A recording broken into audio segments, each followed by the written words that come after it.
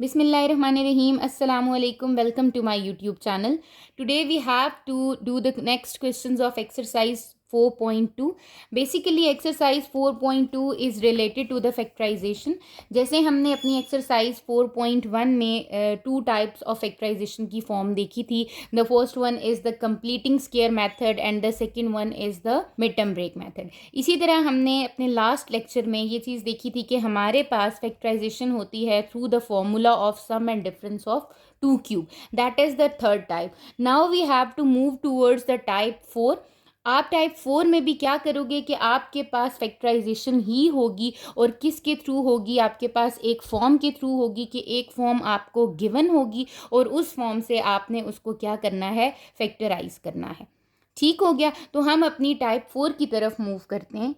Type 4 is basically about कि आपके पास दो तरह की आपके पास एक्सप्रेशंस की फॉर्म होगी.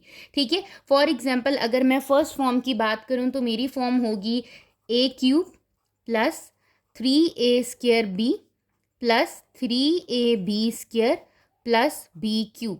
ठीक है. मेरी एक ये फॉर्म होगी जिसमें मेरे पास क्या हो रहा होगा, दो परफेक्ट क्यूब्स होंगे और आपके पास 3a² और 3ab² होगा. ठीक है. Basically they are the two values a and b और आपके पास मिडल में उनके आपके पास क्या है, 3a² भी है और 3ab² है. ये आइडेंटिटी जब आपकी क्लोज होती है, जब आप इसको फैक्टराइज की फॉर्म में लिखते हो तो it will equal to a plus b का होल क्यूब. ये किसके इक्वल आ जाता है, a प्लस बी का whole cube. It means if all the signs between them are positive then this is the identity of और the formula of a plus b का whole cube. इसी तरह जो सेकेंड चीज़ है, जब हम प्लस की बात करते हैं तो ऑटोमेटिकली आपके पास माइनस का भी एक फॉर्मूला बनता है जिसमें होता है a cube minus 3a² b plus 3ab² minus b cube is equals to a minus b का होल क्यूब. डिफरेंस कहाँ आ रहा होता है आपके पास, डिफरेंस आपके पास प्लस के फॉर्मूला और माइनस के फॉर्मूला में सिर्फ यहाँ पर आ रहा है. If all the terms are with the positive sign then we say that this is the identity और the formula of a plus b का होल क्यूब. ठीक है. But when we talk about the negative formula a minus b का whole cube it will becomes a cube minus 3a² b plus 3ab² minus b cube.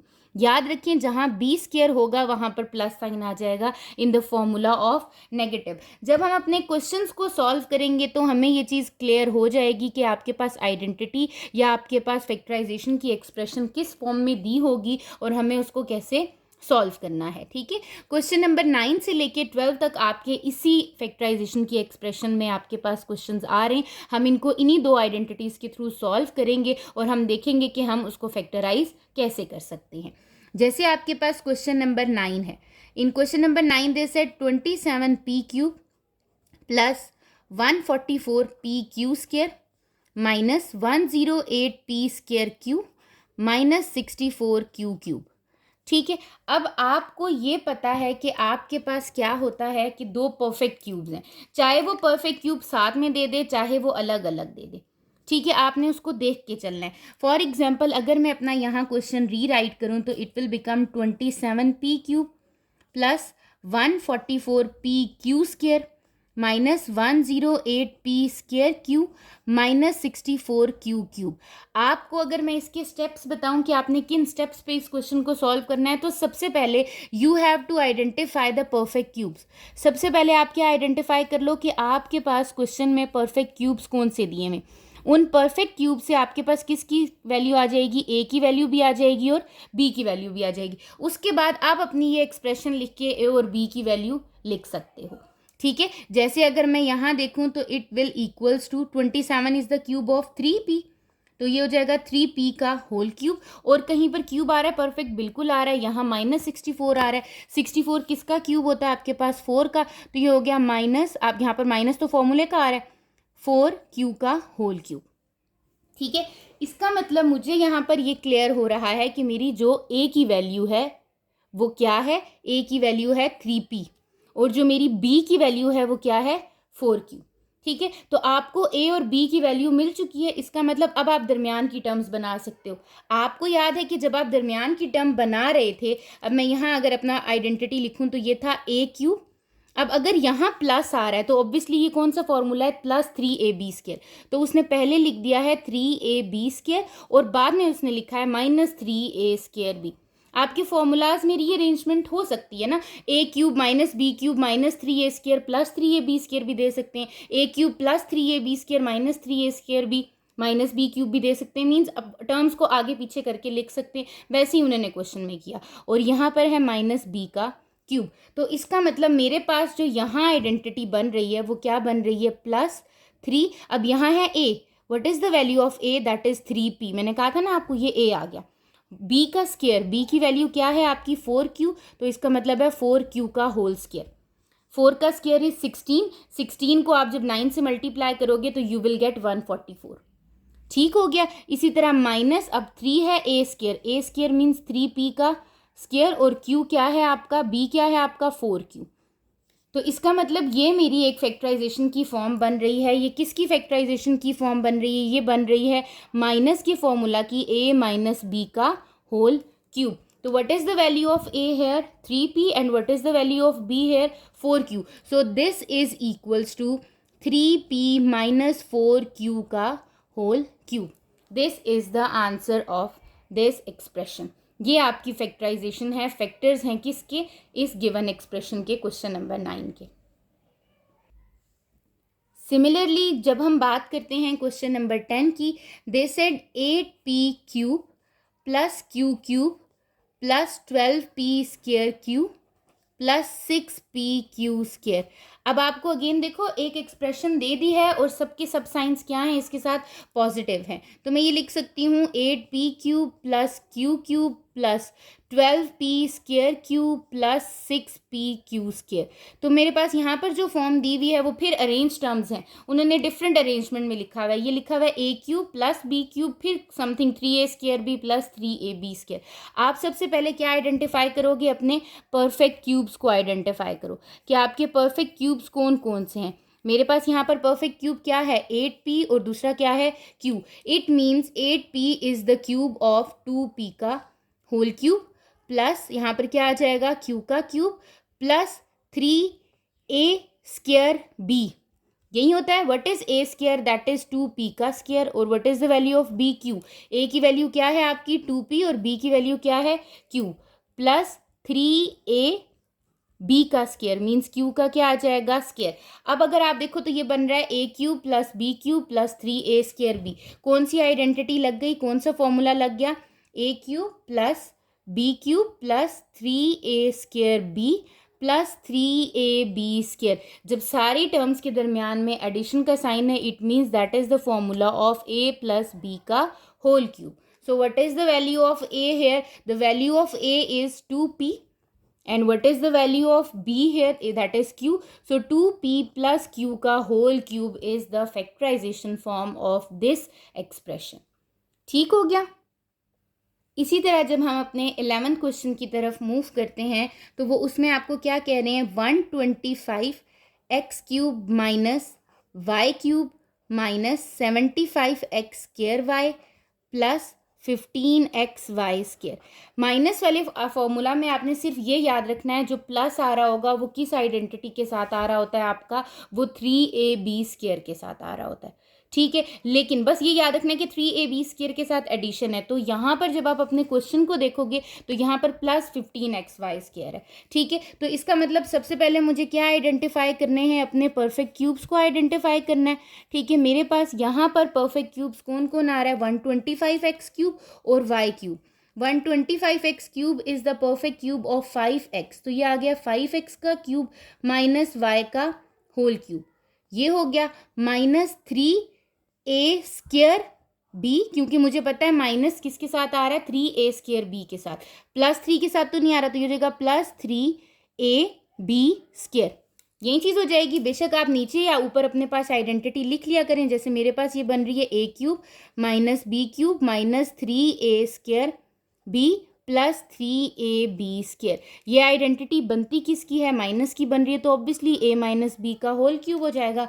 अब यहाँ पर आपने identify कर दिया है what is the value of a 5x and what is the value of b y। तो आप यहाँ पर पुट कर दो, the value of a is 5x, the value of b is y, the value of a is 5x, the value of b is y। आप check भी कर सकते हो, देखो 5 का square is 25 and 25 threes are 175, तो ये आ गया आपके पास 75 x square y and 5 threes are x y square. ये एज इट इज़ आपके पास आइडेंटिटी, अगर आप इसको क्लोज करो तो ये वापस से वही चीज़ बन जाती है।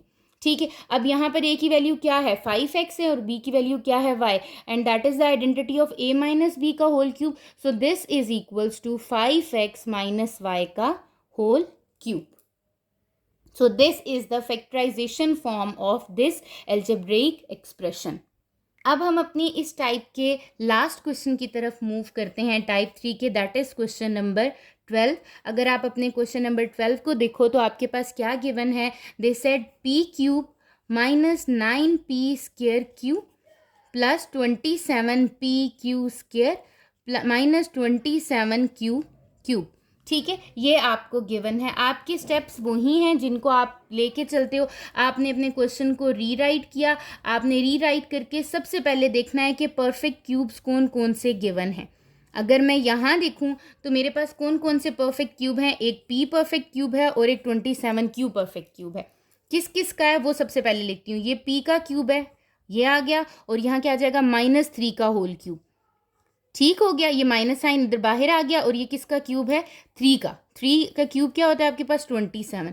परफेक्ट क्यूब्स लिख दिए। अब माइनस आ रहा है तो हमें पता है प्लस वाला किसके साथ आता है, ए बी स्क्वायर के साथ आता है, ऐसे ही है ना। तो ये हो गया -3a square b plus 3ab square, ये b स्क्वायर के ऊपर मैंने डाल दिया। और यहाँ पर what is the value of a air, the value of a is p and the value of b is 3q। तो a की वैल्यू यहाँ क्या कर दूंगी पुट, और यहाँ पर भी क्या कर दूंगी b की वैल्यू पुट। सिमिलरली यहाँ पर भी a की वैल्यू और यहाँ पर भी क्या हो जाएगी b की वैल्यू। जैसे मैंने आपको कहा है कि आप अपनी आइडेंटिटी को लिखेंगे, क्या आइडेंटिटी है, a cube minus 3a square b plus 3ab square minus b cube is equals to a minus b का होल क्यूब। ठीक है, what is the value of a here p and what is the value of b here 3q। So यहाँ पर क्या आ जाएगा p minus 3q का whole cube. तो ये आपके पास क्या बन गई है, आपकी फैक्टराइजेशन हो चुकी है किसकी, आपकी अलजेब्रिक एक्सप्रेशन, जो कि क्वेश्चन नंबर 12 में आपको मेंशन है। ठीक हो गया। अभी तक हमने अपनी 4 टाइप्स देखी थी। ठीक है, अब आपके जो क्वेश्चंस हैं वो आपके आ रहे हैं टाइप 5 में से। ठीक है, बेसिकली आपकी टाइप 5 कैसी है, आपको किस तरह आइडेंटिफाई होगा, आपके पास फॉर्म किस तरह की होगी। एक फॉर्म होगी आपकी ऐसी कि ax square plus bx plus c, और दो आपके पास टर्म्स अलजेब्रिक एक्सप्रेशंस क्या हो रही हैं, मल्टीप्लाई हो रही हैं। ठीक है, और यहाँ पर दे देंगे प्लस के समथिंग, ऐसी फॉर्म होगी। दूसरी आपकी फॉर्म होगी, मे बी हो सकता है कुछ इस तरह की, ये मैं लिखती हूँ फिर मैं आपको समझाती हूँ कि आपको कैसे आइडेंटिफिकेशन होगी कि हमें किस फॉर्म में क्या करना है। ठीक हो गया, इस तरह की कुछ फॉर्म्स होंगी आपकी। And the last form is of x plus a into x plus b into x plus c into x plus d plus k x square. ठीक है, अब आपके पास ये 3 फॉर्म्स मैंने लिखी हैं टाइप 5 में।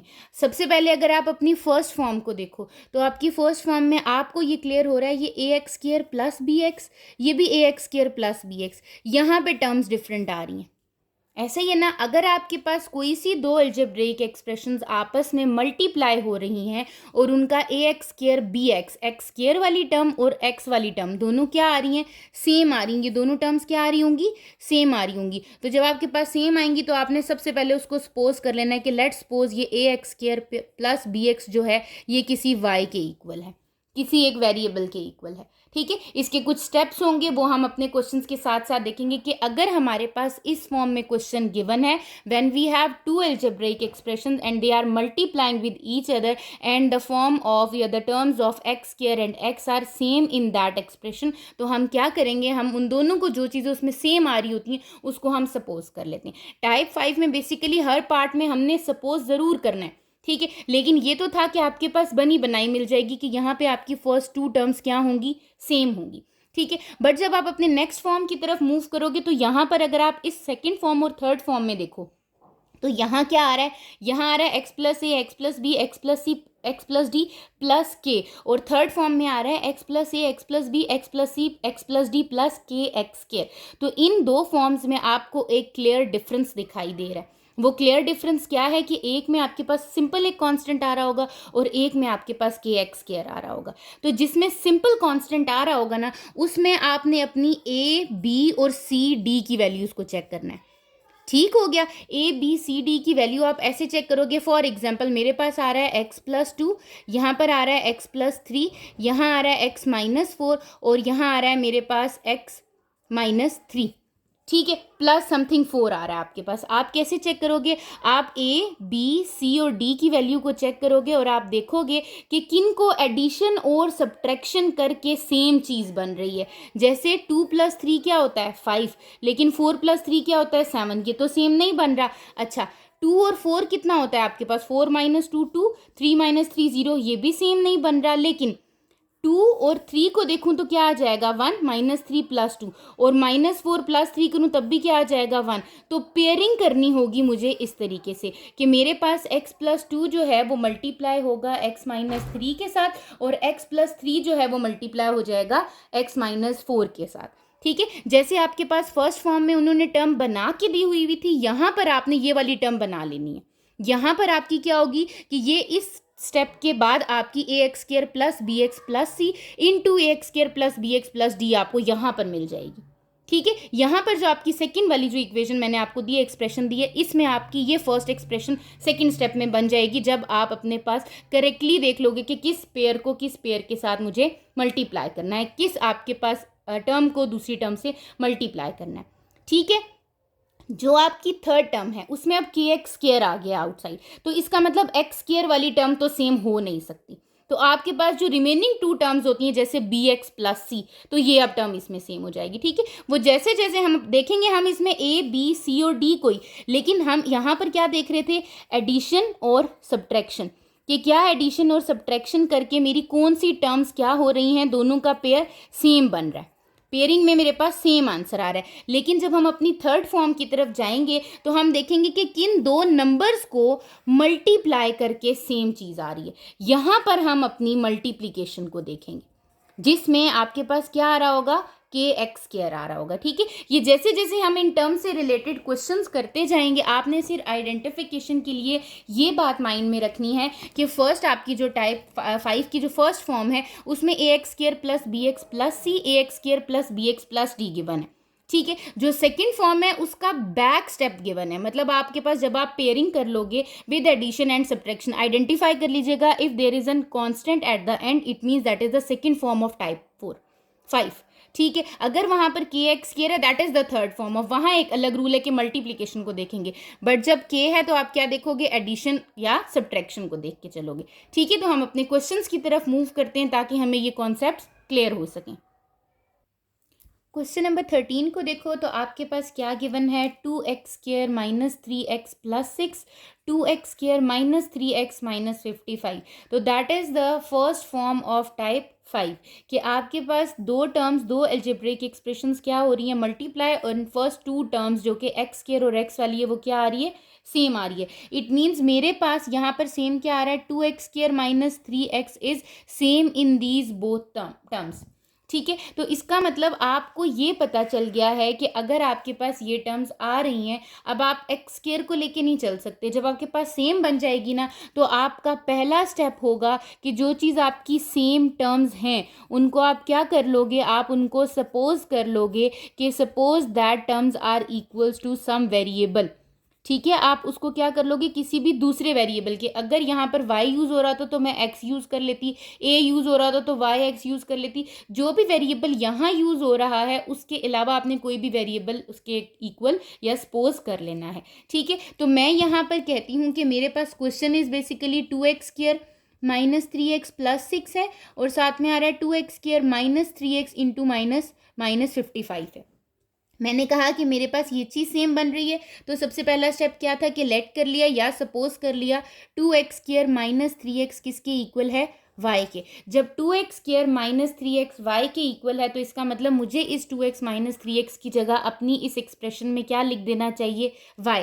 तो मेरी ये फर्स्ट एक्सप्रेशन क्या बन जाएगी, y प्लस 6। इस complete 2x square minus 3x की जगह मैंने क्या लिख दिया, y। यहाँ पर भी क्या आ जाएगा, y। हमने कहा ओके। अब ये आ गया आपके पास इनटू y माइनस 55। ठीक है, जस्ट जो मैंने सपोजिशन की है उसकी जगह मैंने वैल्यू पुट कर दी है। ठीक है, अब आप क्या करोगे, अब आप इसको बनाओगे एक फैक्टराइजेशन की फॉर्म। कैसे बनाओगे फैक्टराइजेशन की फॉर्म, y मल्टीप्लाई हो जाएगा that is y square plus 6y minus 55। ठीक हो गया, ये आपके पास आ रहा है। अब अगर आप यहाँ पर देखो तो आपके पास नंबर ऑफ मेथड्स होते हैं आपकी फैक्टराइजेशन को सॉल्व करने के। मिड टर्म ब्रेक मेथड आपने पढ़ा है, कंप्लीटिंग स्क्वायर मेथड आपने पढ़ा है। ठीक है, यहाँ पर बेसिकली आप कौन सा मेथड अप्लाई कर रहे होते हो, मिड टर्म ब्रेक अप्लाई कर रहे होते हो। ठीक है, मैक्सिमम आपके पास इस तरह के क्वेश्चन में क्या होती है, मिड टर्म ब्रेक हो जाती है। मिड टर्म का ब्रेक का मेथड मैंने आपको बताया हुआ है, 55 है, फर्स्ट टर्म 1 है, कुछ भी कॉमन नहीं निकल रहा। 55 के फैक्टर्स अगर बनाऊँ आपके पास तो क्या हो जाते हैं आपके 155 जार 55 आ जाता है। ठीक है, फिर आपके पास 5 11 जार आ जाता है आपके पास 55।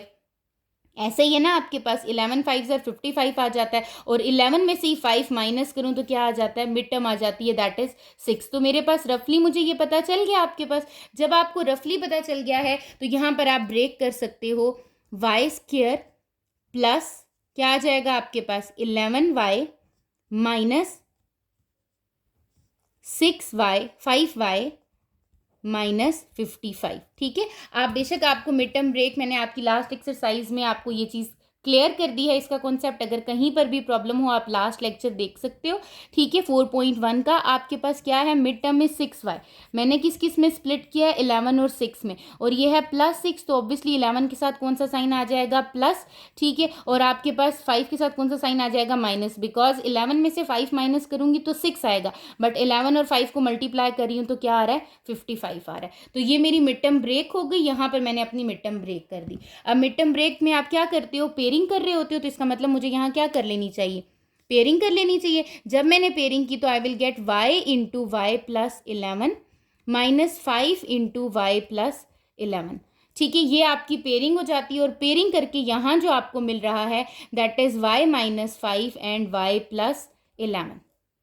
ठीक है, ये आपके पास आपको पेयरिंग में मिल रहा है। ठीक है, अब यहाँ तक करने के बाद क्या क्या किया हमने, सबसे पहला स्टेप क्या किया, सबसे पहला हमारा ये स्टेप था कि if there are the same terms we have to suppose them to any variable, हमने ये वाला काम किया। देन आपने उसको क्या किया, सिंप्लीफाई किया। सिंप्लीफाई कैसे किया, एक्सपैंड किया। ठीक है, आपने उसके बीच में एक्सपेंशन लगाई, जो चीज़ मल्टीप्लाई हो रही थी वो आपने मल्टीप्लाई की। थर्ड स्टेप में आपने क्या किया, मिड टर्म ब्रेक कर दी। ठीक है, मिड टर्म ब्रेक करने के बाद उसके आपने क्या बना दिए हैं, फैक्टर्स बना दिए हैं। ठीक है, लेकिन अगर आप देखो तो आपके फैक्टर्स किस टर्म में बन रहे हैं, y की टर्म्स में बन रहे हैं। हमारा क्वेश्चन किस में गिवन था, x की टर्म में गिवन था। तो ऐसा तो नहीं है आपके पास कि क्या हो कि आपके पास एक क्वेश्चन x की फॉर्म में दिया हुआ है और आप आंसर किस फॉर्म में दे रहे हो, y की फॉर्म में दे रहे हो। ये चीज़ क्या हो जाएगी, रॉन्ग हो जाएगी कि आपका क्वेश्चन x की फॉर्म में था बट आंसर किसकी फॉर्म में आ रहा है, y की फॉर्म में, और हमें तो फैक्टराइज करना है। और मुझे ये पता है कि मैंने y को सपोज किया था, y तो मेरे पास एक डमी वैल्यू है, the original value of y is 2x square minus 3x। तो मैं क्या करूंगी, y की जगह 2x स्क्वायर माइनस 3x लिख दूंगी। तो यहाँ पर y की जगह क्या आ जाएगा, 2x स्क्वायर माइनस 3x, साथ में क्या आ रहा है, माइनस 5 इंटू, फिर आपके पास क्या आ जाएगा, 2x square minus 3x plus 11। अब अगर हम देखें हमारे पास यहाँ पर आ रहा है 2x square minus 3x minus 5 into 2x square minus 3x plus 11। ठीक है, आपने क्या करना है, ये आपकी फैक्टराइजेशन फॉर्म तो आ रही है, आपने इसमें y की वैल्यू पुट कर दी, लेकिन आप देखो कि क्या कहीं इनके और फैक्टर्स तो नहीं बनते, और फैक्टराइजेशन तो नहीं होती। यहाँ अगर मैं अपनी फर्स्ट टर्म को देखूँ तो मिड टर्म ब्रेक हो सकती है या नहीं, ये हमने चेक करना है। 5 2 जार क्या आ रहा है, 10। तो मैं ये देखती हूँ कि 10 के क्या ऐसे फैक्टर्स बनते हैं जिसको मैं ब्रेक करूँ तो 3 आए आपके पास। 2 5 जार 10, यस बिल्कुल आपके पास 2 और 5 दो टर्म्स ऐसी आ रही हैं जिनको अगर मैं ब्रेक करूँ तो मेरे पास 3 आएगा। इट मीन्स कि ये जो आपकी फर्स्ट टर्म है इसमें आपके पास अगेन मिड टर्म ब्रेक हो रही है, ये आपने चेक कर लेनी है। जैसे मैं यहाँ पर करती हूँ मिड टर्म ब्रेक, तो ये हो जाएगा 2x स्क्वायर माइनस आपके पास क्या आ जाएगा 5x प्लस 2x। कि मैंने इस मिडिल टर्म को क्या कर दिया है, ब्रेक कर दिया है। -3x ब्रेक हो गया है 5x + 2x में, और यहाँ आ गया आपके पास -5। सिमिलरली मैं इसको भी चेक करूँगी तो 11 2s are 22। 22 के मेरा कोई ऐसा फैक्टर नहीं है जिसको मैं ब्रेक करूं तो 3 आए। इट मीन्स यहाँ मेरी मिड टर्म ब्रेक नहीं हो सकती, तो ये यहाँ मेरा क्या कर जाएगा, स्टॉप कर जाएगा। बट यहाँ पर मिड टर्म ब्रेक हो रही है, तो यहाँ मैं कॉमन ले लेती हूँ आपके पास। अगेन पेयरिंग करके कॉमन लूँगी, यहाँ क्या कॉमन आ जाएगा, x, यहाँ क्या रह जाएगा 2x - 5। सिमिलरली इन दोनों में जब कुछ भी कॉमन नहीं है तो क्या कॉमन होगा, 1, तो यहाँ क्या रह जाएगा 2x - 5। मिड टर्म के लिए मैंने आपको ऑलरेडी ये चीज़ बताई है कि आपकी ये टर्म और ये टर्म क्या होगी, सेम। इस टर्म में तो कोई भी चेंज नहीं आ रहा, तो दैट इज 2x² - 3x + 11 आ गया। ठीक है, अब ये आपकी दो टर्म्स बन रही हैं, कौन सी बन रही हैं, x + 1 into 2x - 5 into 2x² - 3x + 11। तो ये आपके फैक्टर्स हैं किसके, आपके क्वेश्चन नंबर 13 के। आपने अपने हर क्वेश्चन को चेक करना है कि क्या फर्दर उसके फैक्टर्स तो नहीं बन रहे, इसलिए हमने यहाँ पर स्टॉप किया। So this is the factorisation of this question number 13। अपने क्वेश्चन नंबर 14 को देखो तो आपके पास क्वेश्चन नंबर 14 में क्या गिवन है, y² + 2y - 3, y² + 2y + 11 + 48। ठीक है, यहाँ पर मुझे क्लियरली दिखाई दे रहा है कि मेरे पास y² + 2y इन दोनों टर्म्स में क्या है, सेम है। इसका मतलब पहला स्टेप मेरा क्या है कि मुझे क्या कर लेना है, सपोज कर लेना है अपनी किस टर्म को, जो मेरे पास सेम टर्म आ रही है। ऐसा ही है ना, तो मैं क्या करती हूँ, मैं यहाँ पे सपोज कर लेती हूँ कि let x is equals to, क्योंकि यहाँ मुझे कौन सा वेरिएबल यूज़ किया गया था, y, तो मैं किस वेरिएबल के साथ ले लूँगी, x के साथ ले लूँगी, a b c z, आप कोई भी वेरिएबल यूज़ कर सकते हो। तो ये आ गया y² + 2y। इसका मतलब y² + 2y की जगह मुझे क्या लिख देना चाहिए, x, तो इट बिकम्स x - 3। ये क्या बन जाएगा, x + 11 और +48। ठीक हो गया। अब ये ऐसी टर्म आ गई, मुझे इस टर्म को जब मैंने अपने पास क्या किया, हमने लेट सपोज किया था, सेम टर्म थी, सपोजिशन की थी, पुट किया था उस सपोजिशन को, तो आपने अब क्या करना है, इसको एक क्वाड्रेटिक एक्सप्रेशन बनाना है। ऐसे ही है ना, आपने एक्सपैंड करना है, एक क्वाड्रेटिक एक्सप्रेशन बनानी है, किस तरह करके, एक्सपेंशन करके, एक्सपैंड करके। तो कैसे होगी आपको पता है, x - 3 is multiplying with x + 12, आप मल्टीप्लाई कर दो, पहले x मल्टीप्लाई हो जाएगा किससे, x + 11 से, इस तरीके से, और फिर -3 मल्टीप्लाई हो जाएगा x + 11 से। ठीक हो गया। यहाँ पर आपके पास आ रहा है 48, ये बन गया आपके पास x² + 11x - 3x - 33 + 48। ये मैं इसको सिंप्लीफाई कर रही हूँ, एक्सपैंड करने के बाद मुझे एक क्वाड्रेटिक एक्सप्रेशन चाहिए जिसकी मैं मिड टर्म ब्रेक कर सकूँ। तो ये हो जाएगा x² ± 11 में से मैं क्या कर दूंगी, अपने 3 माइनस कर दूंगी, दैट इज 8x + 8x, और अब यहाँ पे क्या है, प्लस माइनस, -48 में से भी हम क्या माइनस कर देंगे, 33 माइनस कर देंगे, तो आई विल गेट +15। अब क्या ये मेरी एक क्वाड्रेटिक एक्सप्रेशन बन चुकी है, यस, ये मेरी एक क्वाड्रेटिक एक्सप्रेशन बन चुकी है। अब मैं इस क्वाड्रेटिक एक्सप्रेशन की क्या कर सकती हूँ, मिड टर्म ब्रेक कर सकती हूँ। ठीक है, तो आप कैसे करोगे मिड टर्म ब्रेक, अगेन मैंने आपको कहा आपकी लास्ट टर्म क्या है 15, ए क्या है 1, तो आपके पास 15 के फैक्टर्स बन जाएंगे। 15 के फैक्टर्स कौन से होते हैं, 1 15s आर, 3 5s आर, और 5 + 3 कितना होता है 8। तो ऑटोमेटिकली तीनों साइंस पॉजिटिव है, तो ऑब्वियसली सब साइंस क्या होंगे, पॉजिटिव होंगे। x + 3x + 5x + 15, मैंने यहाँ पर इसकी फैक्टराइजेशन कर दी है, जिसको हम कह रहे हैं मिड टर्म ब्रेक।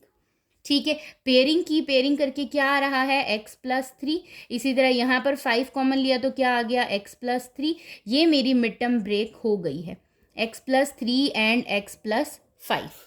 ठीक है, लेकिन यहाँ पर क्या डिफरेंस आ रहा है, again the question is in the form of y but my answer is in the form of x। तो मुझे क्या करनी है, यहाँ अपनी वैल्यू अगेन पुट कर देनी है कि मेरा जो x था वो किसके इक्वल था, y² + 2y के इक्वल सपोज किया था। सो x की जगह क्या लिख दूंगी, y² + 2y + 3, और ये हो जाएगा y² + 2y + 5। ठीक हो गया। तो ये आपकी फॉर्म हो गई है, कौन सी, आपकी फैक्टराइजेशन फॉर्म हो गई है, जो आपने टाइप 5 में फर्स्ट फॉर्म पढ़ी थी उसकी। ठीक हो गया। हम अपने नेक्स्ट क्वेश्चन की तरफ मूव करते हैं, that is basically question number 15। अब अगर आप अपने क्वेश्चन नंबर 15 को देखो तो y × y - 1, फिर दिया हुआ है y - 3, वाई माइनस 4 प्लस 2। मैंने आपको क्या कहा था, आपने इस तरह की टर्म्स में जब आपके पास मल्टीप्लाई हो रहा हो तो लास्ट टर्म देखो, दैट इज के, नॉट के एक्स स्क्वायर। ठीक है, इसका मतलब मुझे इनमें एडिशन और सब्ट्रैक्शन देखनी है कि एडिशन और सब्ट्रैक्शन कैसे होगी, तो मेरी टर्म्स जो है वो क्या बन जाएंगी, सेव बन जाएंगी। अब जो ये y है, इसका मतलब है कि इसके पास क्या है, y माइनस 0 है, ऐसे ही है ना। दूसरी टर्म क्या है, y माइनस 1, तीसरी टर्म क्या है, y माइनस 3, और फोर्थ टर्म क्या है मेरी, y माइनस 4। अब पेयरिंग करना स्टार्ट करो एडिशन और सब्ट्रैक्शन के अकॉर्डिंग। ठीक है, पेयरिंग कैसे करोगे, 0 है और ये -1 है, तो ये कितना बनेगा, -1, -3 -4 कितना बनेगा, -7। इसका मतलब इसका और इसका पेयर नहीं बन सकता।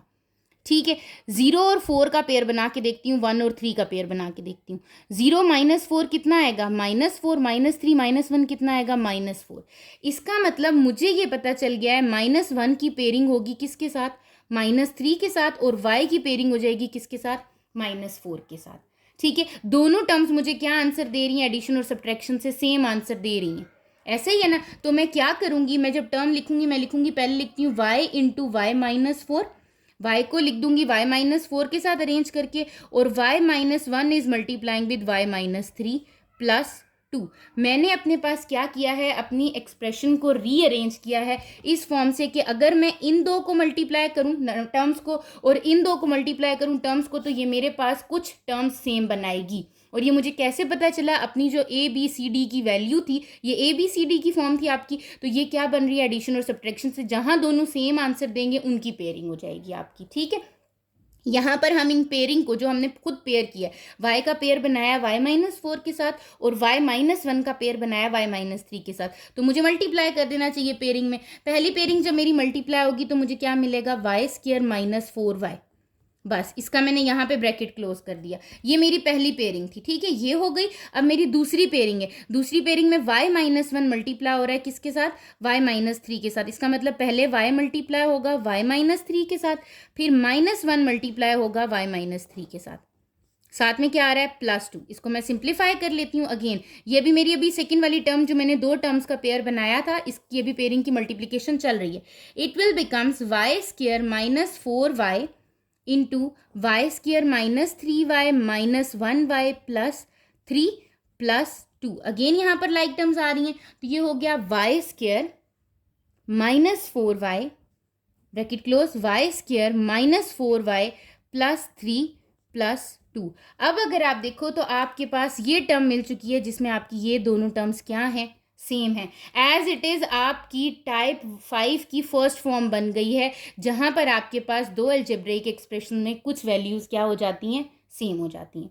ठीक है, तो जब ये सेम आ जाएंगी इसका मतलब आपका करेक्ट आंसर जा रहा है, आप बिल्कुल ठीक जा रहे हो क्वेश्चन में। अब अगेन वही स्टेप्स जो हमने अपने क्वेश्चन नंबर 13 और 14 में किए, कि मैं इसको क्या कर लूँगी, लेट कर लूँगी, सपोज कर लूँगी कि ये जो मेरा वाई स्क्वायर माइनस 4y है ये किसी x के इक्वल है। ठीक है, तो इसकी जगह क्या आ जाएगा, x इंटू यहाँ पर क्या आ जाएगा आपके पास, x प्लस 3 प्लस 2। इसको क्या करूँगी, एक्सपैंड करूँगी, एल्जेब्रिक एक्सप्रेशन बनाऊँगी। ये क्या बन जाएगा, x square plus 3x plus 2। अब ये मेरे पास क्या बन चुकी है, एक क्वाड्रेटिक फॉर्म बन चुकी है। जब ये आपके पास क्वाड्रेटिक बन चुकी है तो अब मुझे क्या कर लेना चाहिए, इसका मिड टर्म ब्रेक कर लेना चाहिए। इसकी जब मैं मिड टर्म ब्रेक करूँगी, दैट इज़ 2 1 2, तो आपके पास क्या आ जाएगा, 1 2 2 आ जाएगा, 1 2x प्लस 2। 2 को 1 से मल्टीप्लाई करूँ तो 2 ही आएगा, और 1 में 2 ऐड करूँ तो 3 ही आएगा। ठीक है, यहाँ पर मैं क्या करूँगी, इनमें से कॉमन ले लूँगी। आपके पास बेसिकली टर्म क्या है, x square plus 1x plus 2x plus 2 है। ठीक है, आप क्या करो, यहाँ से पेयरिंग कर लो। जब आप पेयरिंग करोगे तो यहाँ क्या मिल गया, x प्लस 1, यहाँ से भी 2 कॉमन लिए तो आपके पास क्या बन गया, x plus 1। So the factors of this expression is x plus 1 and x plus 2, but the question is in the form of y।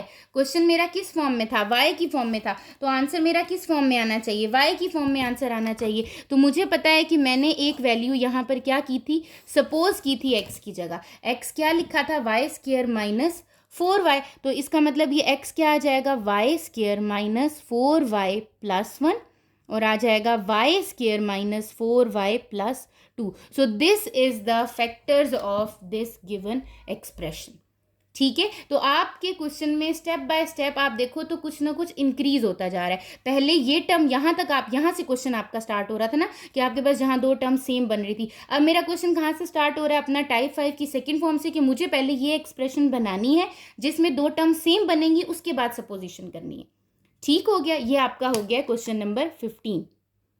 अब अगर आप अपने क्वेश्चन नंबर 16 को देखो, again this is the second form of type 5, k+2 k-3 k+5 k+10 and 375, it is a constant. तो again ये आपकी second form ही बन रही है। अगेन आपके पास पेयरिंग है +2 -3 5 और 10 की। अब आप देखो कहाँ सेम सेम चीज़ बन रही है। ठीक है, 5+2 कितना होता है 7, 10 - 3 कितना होता है 7। इसका मतलब 2 की पेयरिंग बनेगी 5 के साथ, 3 की पेयरिंग बनेगी 10 के साथ। 2 की पेयरिंग बन रही है किसके साथ? 5 के साथ, और 3 की पेयरिंग बन रही है 10 के साथ। तो मैं क्या करूँगी, मैं इसको अपनी पेयरिंग के हिसाब से लिख लूँगी कि ये हो जाएगा k+2 is multiplying with k+5 and k-3 is multiplying with k+10 plus 375। मेरा ये पहला स्टेप हो गया है कि मैंने अपने जो आपके पास टर्म्स थी उनको पेयरिंग में कर दिया है। अब आप पेयरिंग में क्या करते हो? मल्टीप्लाई करवा देते हो अपने पेयर्स को। आप उसी तरह मल्टीप्लाई कराओ जैसे आप पेयर्स में मल्टीप्लाई करवाते हो। पहले k मल्टीप्लाई हो जाएगा k+5 से, ठीक हो गया। फिर आपके पास +2 मल्टीप्लाई हो जाएगा k+5 से, ठीक हो गया। अब जब आप नेक्स्ट टर्म अपने दो पेयर्स को देखते हो तो उसमें आपके पास क्या हो रहा है? आपके पास k मल्टीप्लाई हो रहा है किससे? k+10 से, और फिर -3 मल्टीप्लाई हो रहा है k+10 से।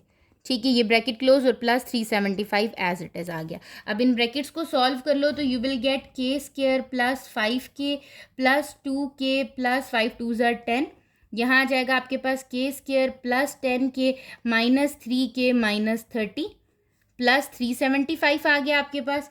ये हो गया है आपका k² यहाँ पर +7k +10, और यहाँ पर भी क्या आ गया है आपका k² +7k -30 प्लस 375। अब अगर आप देखो तो आपको अगेन एक ऐसी एक्सप्रेशन मिल चुकी है जिसमें आपकी दो टर्म्स क्या आ गई हैं? सेम आ गई हैं। ठीक हो गया, तो जो सेम आई हैं उनको हम क्या करते हैं? लेट कर लेते हैं कि लेट सपोज ये मेरी x के इक्वल थी, दैट इज k² + 7k। ठीक है, y के इक्वल ले लें, z के इक्वल, आपकी मर्जी है। मैं इसकी जगह क्या लिख दूंगी? x + 10 is multiplying with x -30 plus 375। ठीक है, अब हम इसको अपना एक्सपैंड करेंगे, सिंप्लीफाई करेंगे और एक क्वाड्रेटिक एक्सप्रेशन बना देंगे। तो ये क्या बन जाएगा? x² + 10x -30x, और 30 10 क्या आ जाएगा आपके पास? 300।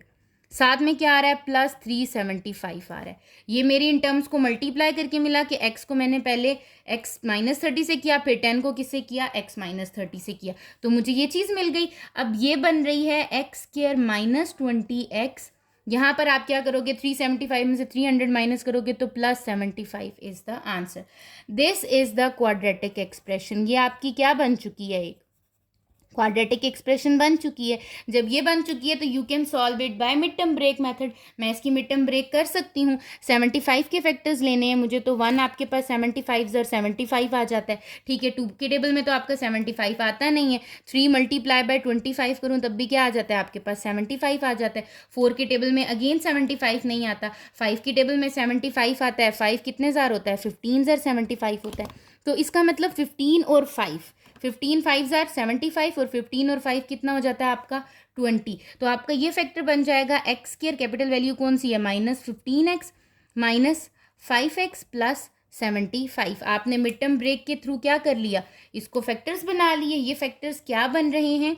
x आप पेयरिंग में कॉमन ले लो, क्या आ जाएगा? x इंटू x -15 -5 कॉमन लोगे तो तब भी क्या आ जाएगा? x -15। मिड टर्म ब्रेक में मैंने आपको बताया था आपकी मिड टर्म ब्रेक तब ठीक होती है जब आपकी ये दोनों टर्म्स क्या आ रही होती हैं? सेम आ रही होती हैं। तो ये आ जाएगा x -15 इंटू x -5। अब the question is in the form of k and the answer is in the form of x। तो ऐसे तो नहीं होगा, जिस फॉर्म में क्वेश्चन गिवन है उसी फॉर्म में मुझे आंसर लिखना है। नाउ आपके पास x की वैल्यू आपने सपोज क्या किया था कि x किसके इक्वल है? k² + 7k के। तो आपने इसको x की जगह अगेन बैक सपोजिशन कर देनी है। तो ये टर्म आपकी क्या बन जाएगी? k² + 7k -15 into k² + 7k -5। So this is the factorisation of given question, जो कि आपका क्या था, k+2 k-3 k+5 into k+10 plus 375। ठीक हो गया। क्वेश्चन नंबर 17 की तरफ अगर हम मूव करें तो आप क्या करोगे, आप देखोगे कि आपके पास अगेन ये वही फॉर्म बन रही है। आप सबसे पहले नंबर्स को देखो क्या क्या आ रहे हैं, -5 -6 +3 और +2। ठीक है, 5 -3 देखूं तो 2, 6 2 देखूं तो 4 आ रहा है, इसका मतलब इनका पेयर नहीं हो सकता, रॉन्ग हो गया। 5 को 6 के साथ देखूं तो क्या आ जाएगा, 6 और 5 प्लस करूं तो क्या आ जाता है 11, 3 और 2 प्लस करूं तो क्या आ जाएगा 11, अगेन इनका पेयर नहीं होता। अगर मैं 5 और 2 को देखूं तो क्या आ जाएगा, -5 + 2 कितना आ गया -3। 6 और 3 को देखूं तब भी क्या आएगा -3। इसका मतलब मेरी जो पेयरिंग हो रही है वो हो रही है 5 की 2 के साथ और 6 की 3 के साथ। ठीक है, तो आपने पेयरिंग में लिख दिया that is x -5 into x +2, फिर हो जाएगा x -6 इंटू x +3 प्लस 12। आपने पेयरिंग में लिखने के बाद इनको क्या कर देना है, वैसे ही मल्टीप्लाई कर देना है। तो मैं जब मल्टीप्लाई करती हूँ अपनी टर्म्स को तो वो मेरे पास क्या बन जाती हैं, यहाँ पे आपका x पहले मल्टीप्लाई हो गया x +2 से, फिर -5 मल्टीप्लाई हो गया x +2 से, एक टर्म आपकी ऐसे आ जाती है, यहाँ पर x मल्टीप्लाई हो जाता है x +3 से, और फिर -6 मल्टीप्लाई हो जाता है आपका x +3 से, +12 आ जाता है आपका। ठीक है, और इसको जब हम मल्टीप्लाई करके लिखते हैं तो that is x² + 2x -5x -10, और यहाँ क्या बन जाएगा x² + 3x -6x -18 और +12। ठीक है, अब आप इसको सिंप्लीफाई करो तो ये आपके पास बन रहा है x² -3x -10, और यहाँ पर भी क्या बन रहा है x² -3x -18 +12।